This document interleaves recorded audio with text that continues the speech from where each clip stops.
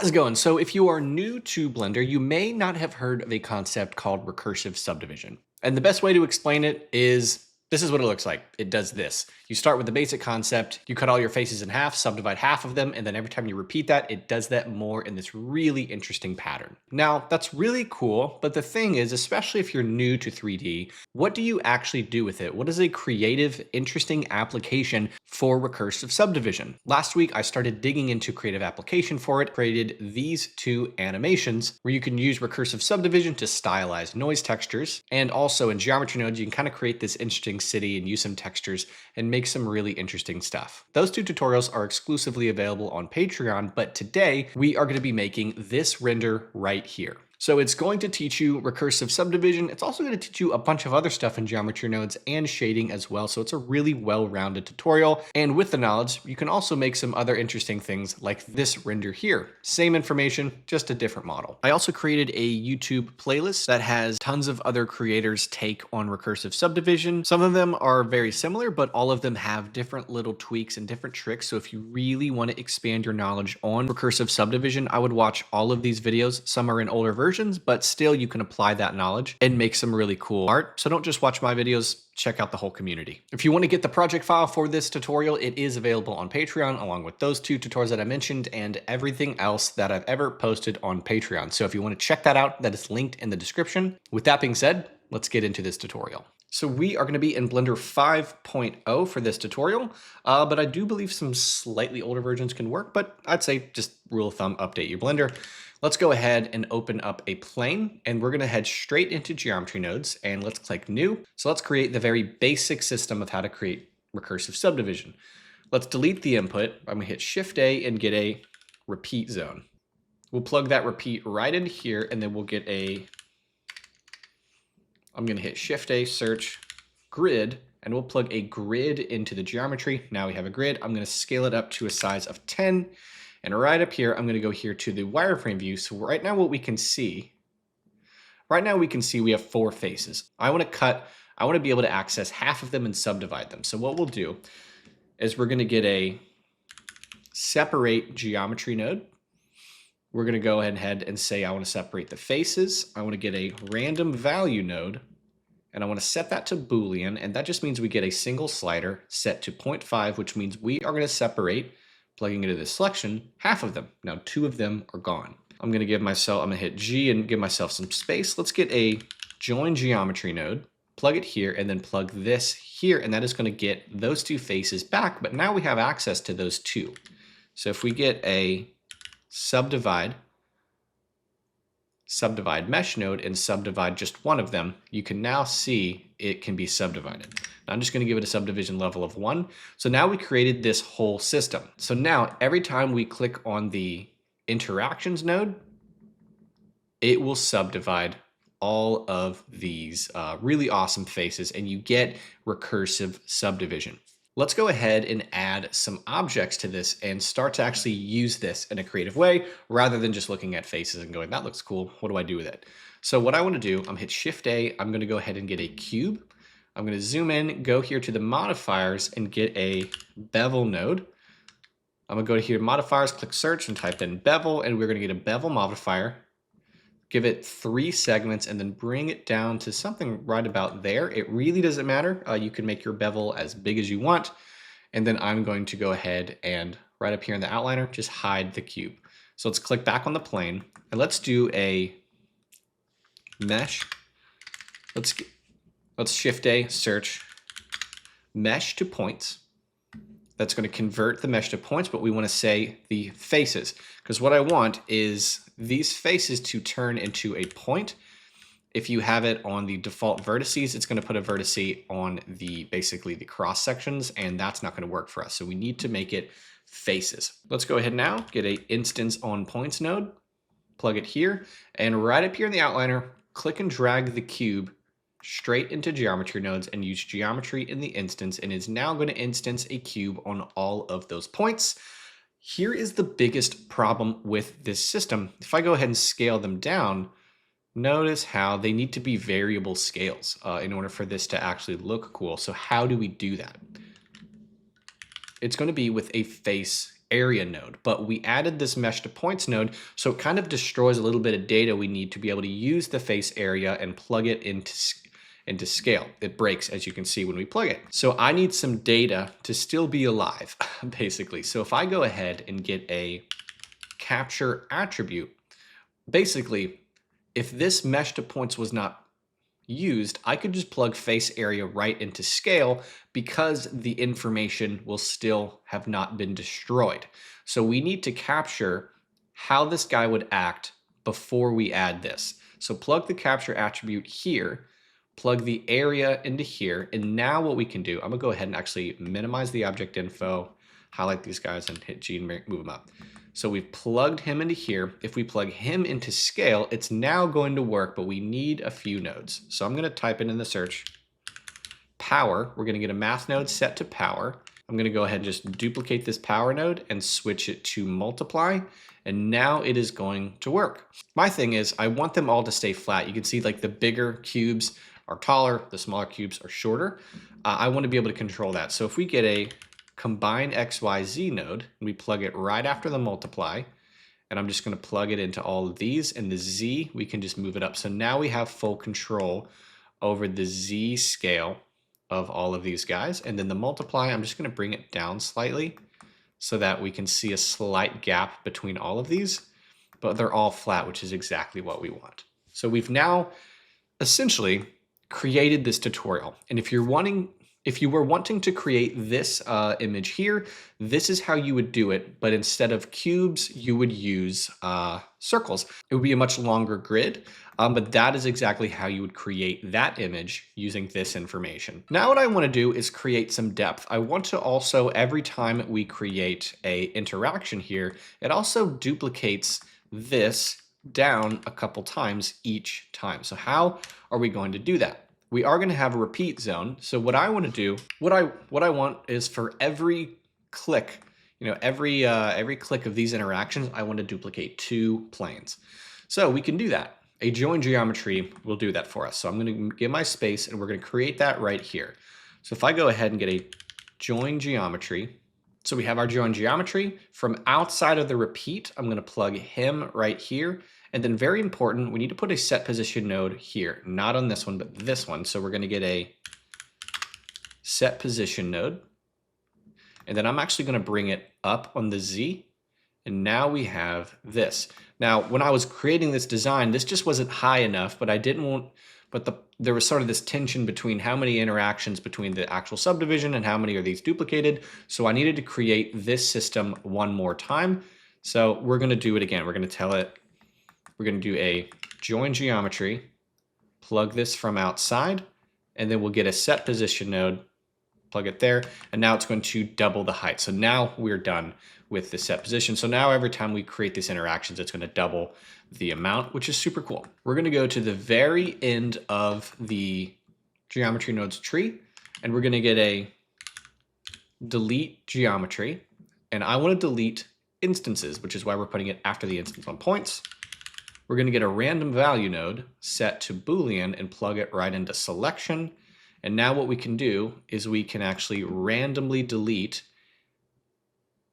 these and add a little bit of style. This is fully just to randomly delete some cubes and make it look interesting. Now we're done with the modeling portion of this tutorial. Now we're going to light it and shade it.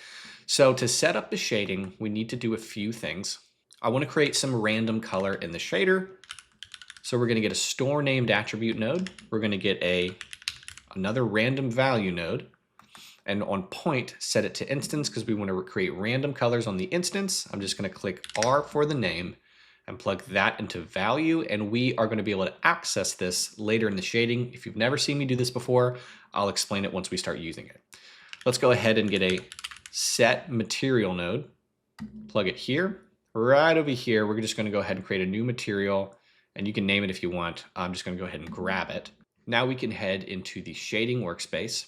I'm going to use cycles for this. So I'm going to go here to the main view. If you click this drop down, you can click on scene world, scene lights, and just, you don't have to create lights yet if you don't want to. Now we have this whole setup. What I'm going to do is I'm going to get a attribute node. I'm going to hit Shift A and search AT attribute. I'm going to switch it over to the instancer because we're using instances, and we're going to hit, I titled it was R, plug that there, and now you can see we have random color, which is really, really cool. I'm going to go ahead and get a color ramp, and I'm going to just set the white to be kind of a nice blue. And then I love subsurface with renders that look like this. So we're going to go right over here to subsurface, bring the weight all the way up. I'm going to go ahead and click and drag and type 1. And then on the scale, just bring up the scale. And now we're going to get this nice subsurface look, which is, I'm addicted to doing this kind of thing. You've probably seen me do it a bunch on the channel. One more thing I want to do is add some random brightness to, some of these cubes. I want them to be bright. So you can go here to the emission, give it a strength of like 2 for now. We're going to get a mix color node. We're going to get a mix color node, plug it into the color. We're going to get one of these to be black, and I'm going to get a color ramp and plug the attribute right here, the random, plug that into the color ramp. We're going to mask between the white and the black. I'm going to bring this white all the way up. And then if you go from linear to constant here in the color ramp, you can kind of get specific selections. What I want to do is use a layer weight node to add a little detail within these cubes, because the emission just kind of kills your ability to even see that they're square. They just look like a solid connected object, which is kind of ugly. So if I search up a layer weight and I plug that straight, specifically using the facing straight into the white or the A color, you now get access to some information, which is really cool. So I'm going to get a color ramp so we can color it and say, make it like a nice warm color to kind of contrast the blue. And then you go from linear to B-spline. You can kind of bring this in a little bit and then bring up the strength. And you can bring this in as much as you want and you get something that looks really cool.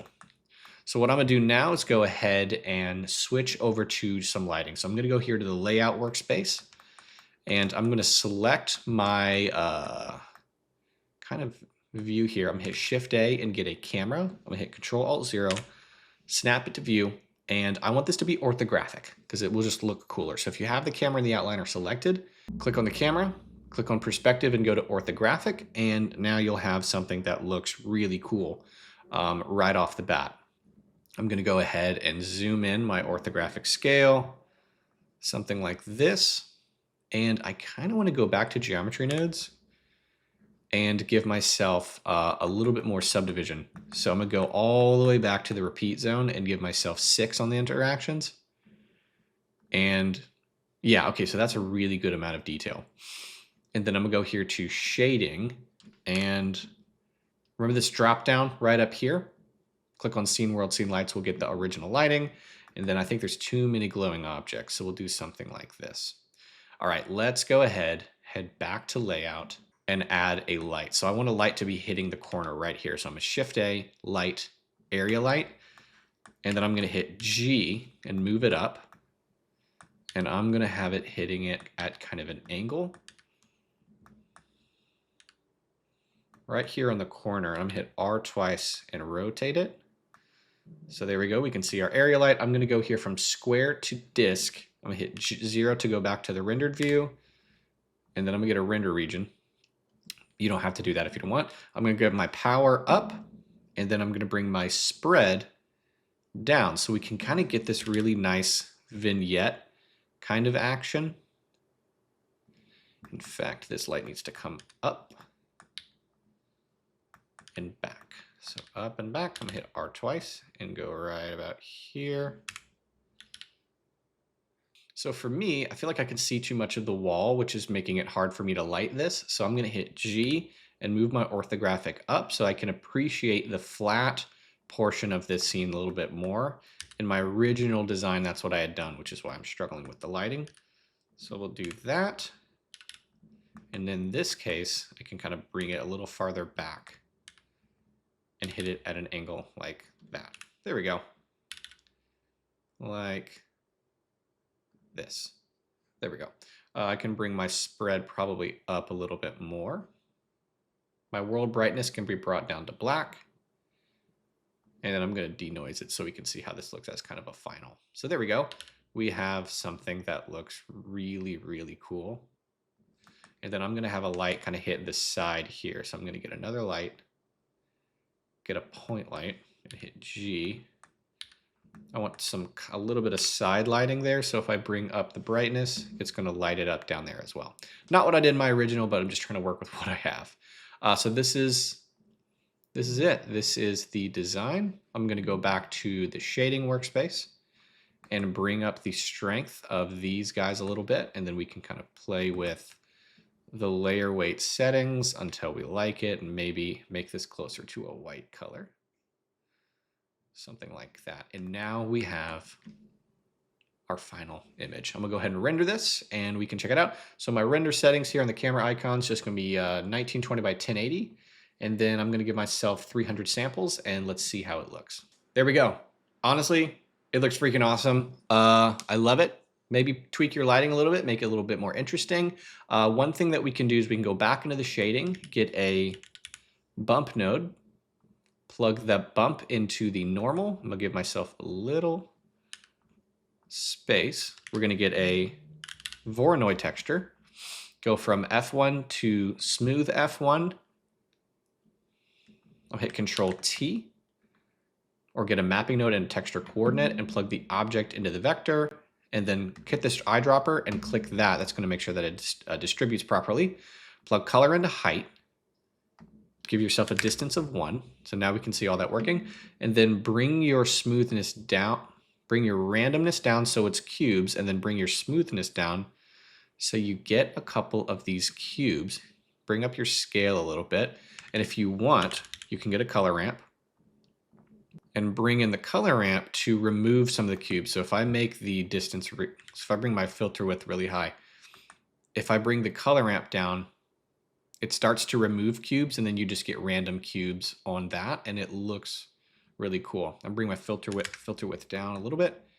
And now we have sort of some random cube detail on these guys. And that would be the last little detail I'd add. So let's go ahead and see how this looks. So there you go. I did a 4K render so we can kind of appreciate it in all of its glory. And this is the final. I think it looks beautiful. So there you go. That is one really interesting use case of recursive subdivision. I know as a beginner, sometimes it's hard to know how to use some of these tricks that you learn on YouTube. And I think this is a really cool way to show an interesting use case of it. So I hope you got something out of it. There's more stuff that you can do with it. Again, I have those 2 exclusive tutorials on Patreon if you are a member. If you're not, feel free to check it out. And with that being said, hope you enjoyed it, and I'll see you in the next one.